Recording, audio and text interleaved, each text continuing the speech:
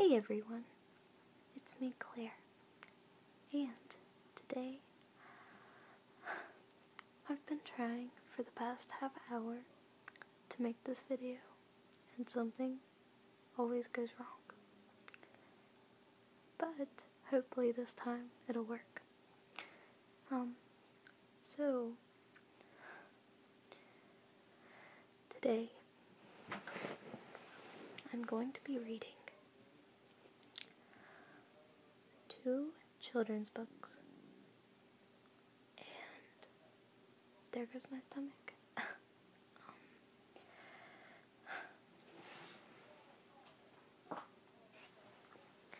The first one is going to be a Lion King book, and it's called The POW Portal.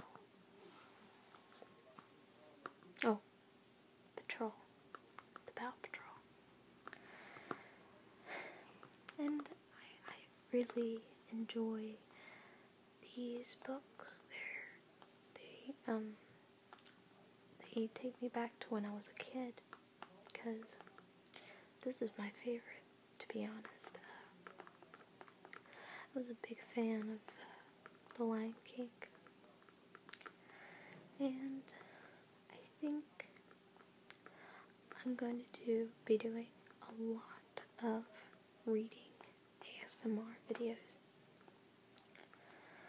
I'm going to try to do one every night, around 15 to 20 minutes, maybe even 30, I don't know, but depending on how long this one takes is when I'll do the second book. Now, I'm trying to make this video at least 15 to 20 minutes long, because a lot of times I use ASMR to go to sleep, and I know that a lot of people can't fall asleep in 10 minutes. So, well, the average person falls asleep in 10 minutes, but I like to be sure. So, here goes nothing.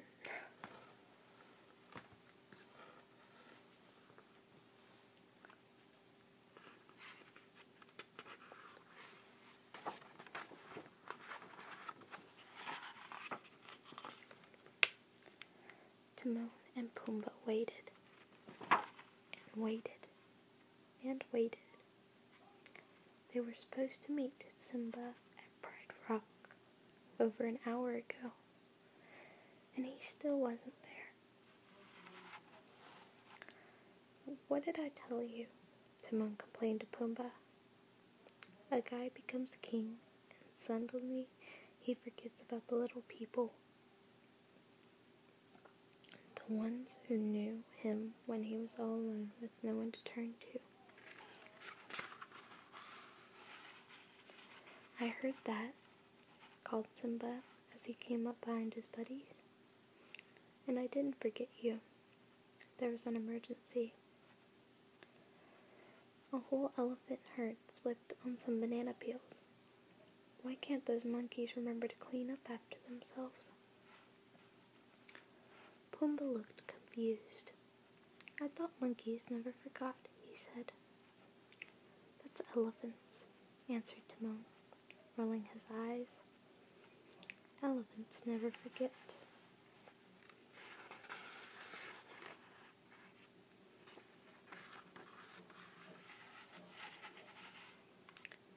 The 3 pals headed off to enjoy a lazy day in the Pride Lands. Ah, together again, finally, said Timon. Yeah, agreed Simba. Hakuna Matata. No worries, at least for one afternoon. Lately, Simba just didn't seem to have as much time to spend with his old friends. Being the Lion King meant that Simba was always needed for something.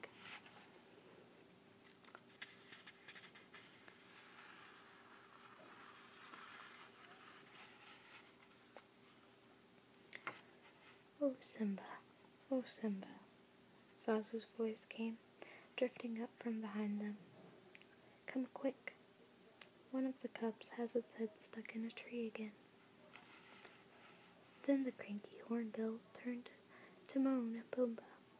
"It's all your fault," he declared, teaching the cubs how to hunt for bugs. Disgraceful behavior. Simply disgraceful. "What's eating him?" asked Pumbaa. "Nothing," answered Timon. "He's too tough and gummy." Simba laughed. "Very funny. But seriously, guys, I'm sorry. I've got to go, but I'll catch up with you later." "Simba," asked Pumbaa, "do you like being the Lion King? I mean, isn't it an awful lot of responsibility?"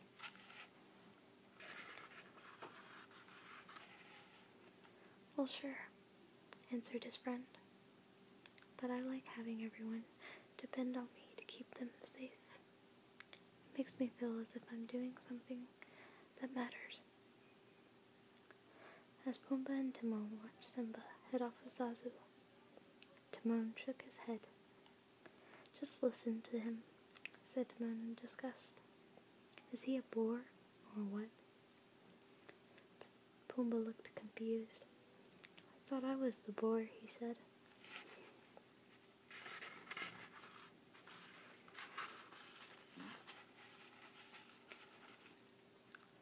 Timon gave his pal a playful tap. "Oh well," said Timon. "At least we don't have any responsibilities to tie us down.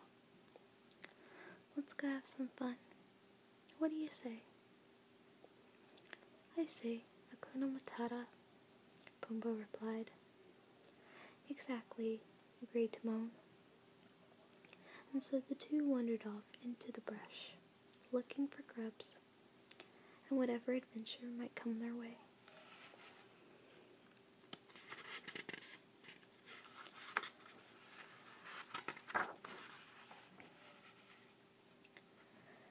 Soon Pumbaa's stomach started to rumble, so he and Timon stopped to rustle up some grubs for lunch, while Pumbaa rooted around under a rock.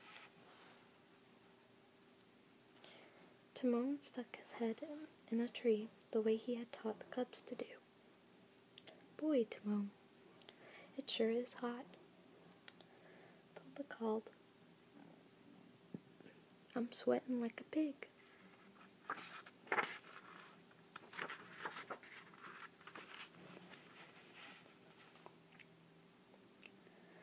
Timon emerged from a tree with a leaf full of colorful insects. "You ain't kiddin'," he told Pumbaa. "I'm on fire." The warthog looked up from his bug hunting. "Yikes," he cried, his eyes opening wide. "If we don't watch it, we both will be." Timon whirled around and saw that the grass just behind them was on fire. Right now, the flames were small, but with all the dried bush around them, Timon knew the fire would grow fierce in no time.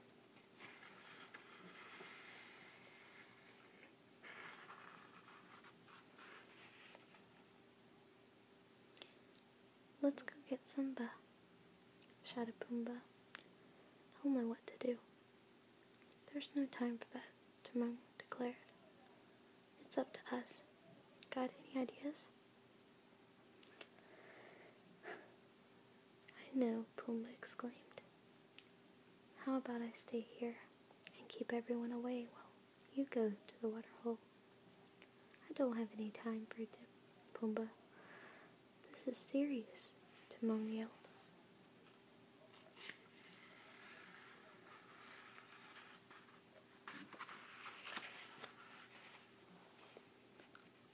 "No, I meant maybe there will be someone there who can help us," Pumbaa explained. So Timon ran to the waterhole as fast as he could, while Pumbaa posted himself as guard near the fire. "Don't worry," Timon called over his shoulder. everything's gonna be alright. But he wasn't so sure.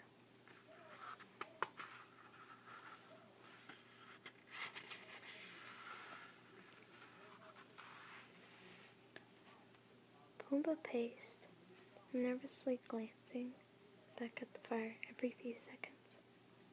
Soon in the distance, he could make out some shapes moving quickly toward him. That must be Timon back with help already. What a relief, he sighed. But as the shapes got closer, he saw that it wasn't Timon at all. It was a herd of zebras on the move.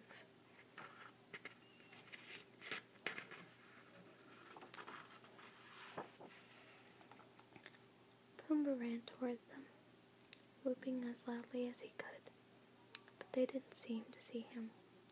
"Hey, stop," he screamed as the herd thundered closer. Then, just as Pumbaa closed his eyes, expecting the worst, the animals came to an abrupt halt.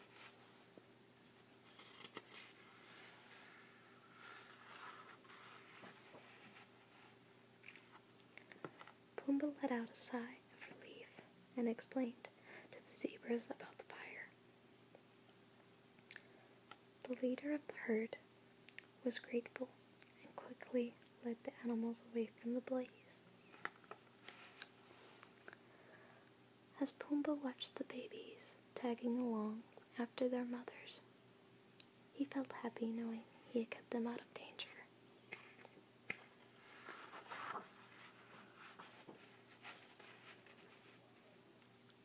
Moments later, Timon did arrive, and he was followed by a long line of elephants. "Did I strike it big or what?" Timon called, gesturing toward his pachyderm parade. "Pumbaa, meet the fire brigade." While Timon yelled out directions, the elephants sprayed the fire with water from their trunks. "That's the way. Just a little more, and this fire will be history," Timon told them.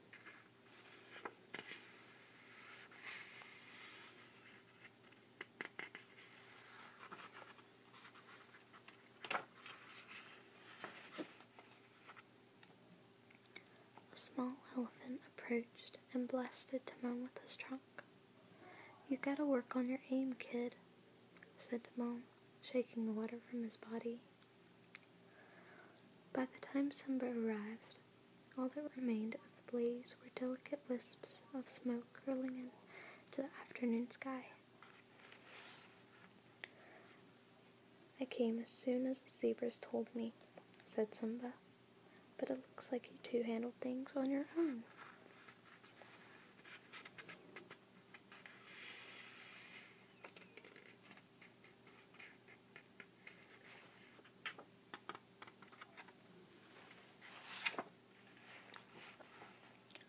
Pumbaa looked proud, while Timon acted embarrassed.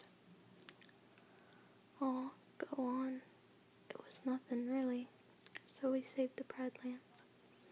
It's all in a day's work, for me and Pumbaa here," Timon explained. A slow smile spread across Simba's face. A day's work. That gives me an idea," he said.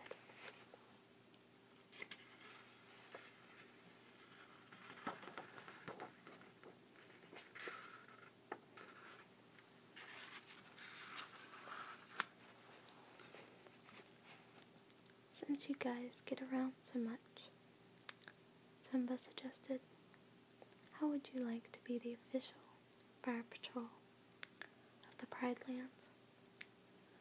That is, if it wouldn't be too much responsibility." "Okay, here's the deal," Timon replied. "If we're going to start acting responsible, you're gonna have to lighten up a little.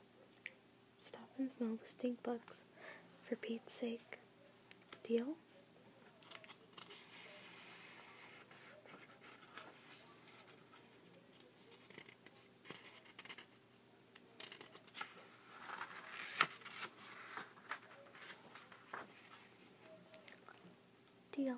Simba agreed, bounding off into the distance. Last one to the waterhole is a rotten ostrich egg.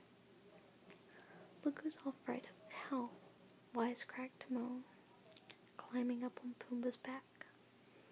Ah, just like the old days, Pumbaa said cheerfully, as he took off running after their pal, the Lion King.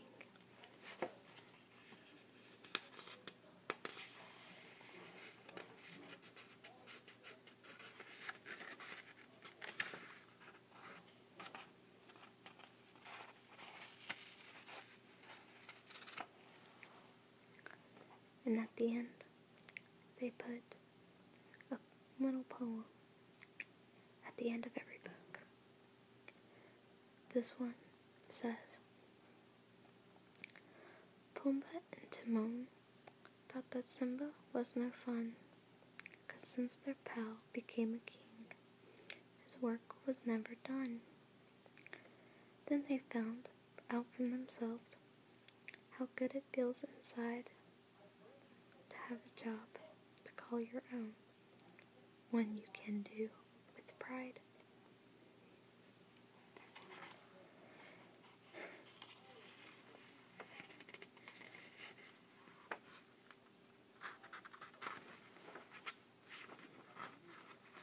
And that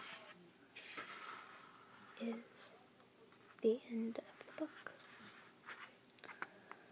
This short Disney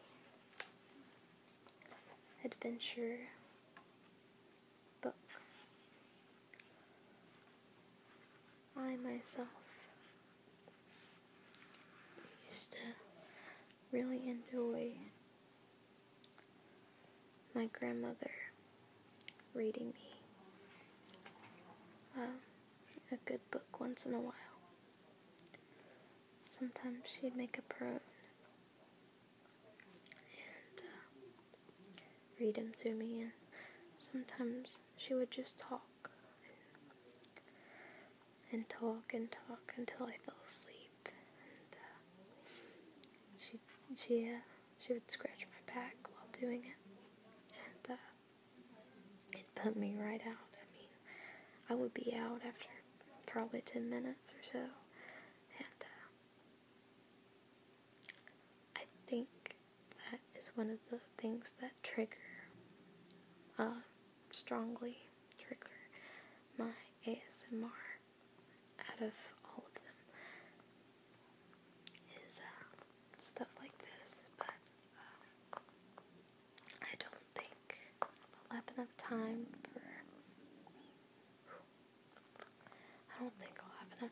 for the other story tonight, but tomorrow night I will gladly, or in my spare time. I'm going to try to get one done today, and I'm so sorry, I don't know if you can hear, but my stomach is roaring. Anyways, that is all for tonight, and sleep tight, sweet dreams.